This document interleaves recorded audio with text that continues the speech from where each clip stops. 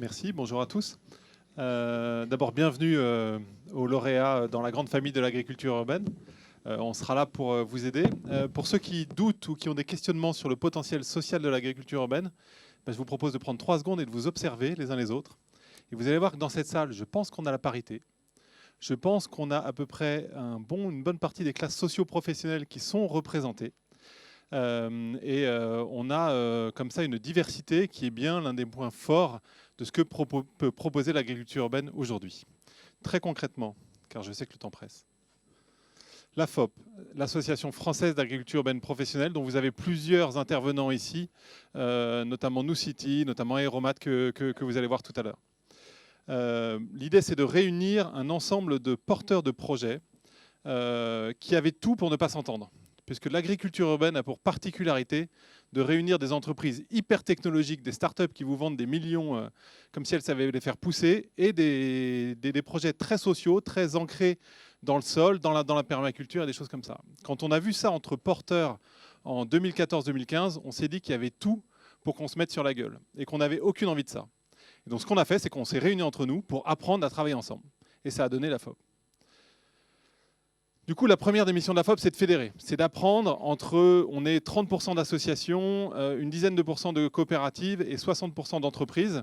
Et donc faire vivre ensemble des structures qui n'ont pas du tout les mêmes modèles économiques, c'est extrêmement fertile et intéressant.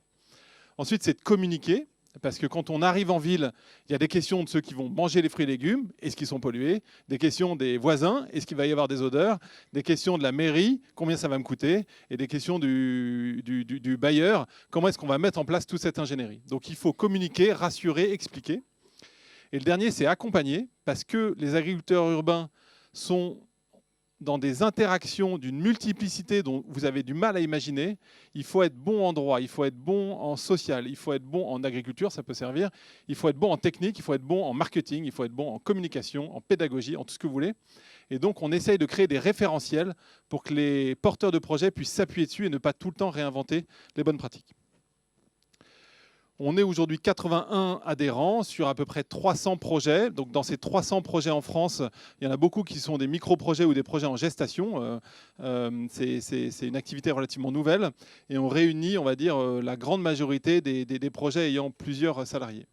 On ne représente rien, et ce qui nous conduit à une extrême humilité, parce qu'on parle de 43 hectares cultivés. Donc la moyenne d'une culture en France, d'une exploitation agricole, ça va être de l'ordre de 80 hectares, je pense. Donc on ne fait même pas une demi-exploitation agricole.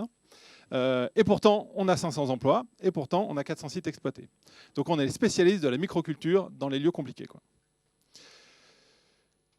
Ça peut prendre plein de formes. Ça peut prendre la forme de votre balcon, ça peut prendre la forme d'un jardin collectif, ça peut prendre la forme d'une micro-ferme. Donc ce qu'on appelle une micro-ferme, c'est des lieux qui sont de l'ordre de quelques milliers de mètres carrés ou quelques centaines de mètres carrés.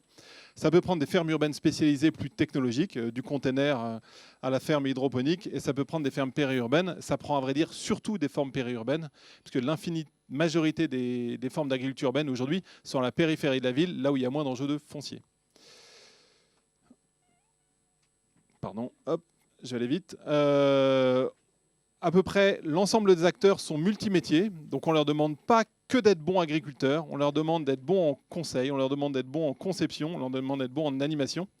Et c'est ça qui fait la singularité de ces métiers, et peut-être qui fait que ces métiers-là sont amenés à infuser sur l'ensemble du monde agricole. Pour tous ceux que ça intéresse, on sort un annuaire, parce que comme c'est un milieu nouveau, en fait, on demande et on exige même de nos adhérents qu'ils nous fournissent tout un tas d'informations pour pouvoir les rediffuser à travers cet annuaire, pour que les gens puissent comprendre qui fait quoi dans l'agriculture urbaine, d'autant plus que comme beaucoup font beaucoup de choses, eh bien, il fallait bien un annuaire pour mettre tout ça au clair.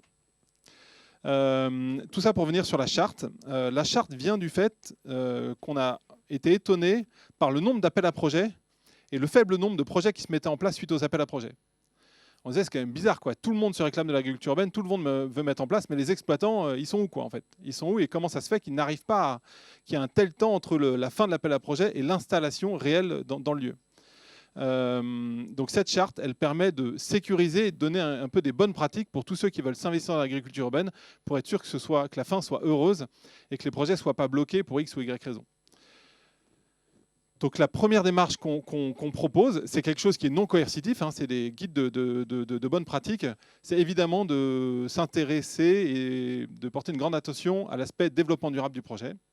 Le deuxième, donc, c'est de développer, comme je vous l'ai expliqué avant, une approche multifonctionnelle, donc de privilégier les projets qui sont intégrés dans leur environnement et pas hyper spécialisés. Pour nous, l'hyper spécialisation agricole est plutôt quelque chose d'agriculture conventionnelle que d'agriculture urbaine. De ne jamais aller à l'encontre d'exploitations agricoles existantes. C'est notre grande crainte, en fait. C'est de servir de caution à des gens qui voudraient bétonner des lieux en disant « Regarde, je te mets 4 potagers. Bon, ok, j'ai viré 3 exploitants, mais c'est pas grave. » Donc évidemment, on se refuse, on ne peut pas s'inscrire là-dedans. Et Dieu sait qu'on nous le propose. Et le dernier, c'est de soutenir des démarches d'économie circulaire et d'insertion sociale, parce que le constat, l'évidence est que c'est là où l'agriculture urbaine est la plus efficace. Donc il faut penser le plus possible à intégrer ces deux dimensions dans les projets qui émergent. Et le projet qui vient d'être lauréat en est une parfaite illustration. La dernière, c'est garantir la maîtrise foncière. Alors ça a l'air de rien, mais traditionnellement, un agriculteur, il maîtrise son foncier, il capitalise dessus pour pouvoir partir à la retraite. Quand vous êtes sur le toit d'un supermarché, comment dire, posséder le toit du supermarché pour l'agriculteur, c'est pas trop à l'ordre du jour. Donc il y a des nouvelles règles sur la maîtrise foncière qui sont extrêmement importantes et qui nous prennent beaucoup d'énergie. Ensuite, c'est fournir l'ensemble des données sanitaires pour ne pas, par exemple, confier un sol pollué à un agriculteur, ce qui arrive fréquemment, ou auquel cas l'informer et l'accompagner dans cette dépollution. Ça peut faire partie des rôles de l'agriculture urbaine. Et le dernier, c'est fournir toutes les informations techniques et réglementaires utiles, puisqu'on a constaté que beaucoup de projets étaient bloqués par des problèmes réglementaires. Donc il faut que les porteurs de projets, ceux qui veulent mettre à disposition foncier, soient clairs sur le potentiel réglementaire ou sur les complexités réglementaires. Et la dernière, c'est garantir l'impartialité et l'exemplarité de la sélection. Évidemment, c'est une évidence. Voilà. Ensuite, on a encore donc veiller à l'installation, établir la contractualisation, accompagner la promotion, ne pas surcommuniquer sur le dos de l'agriculteur.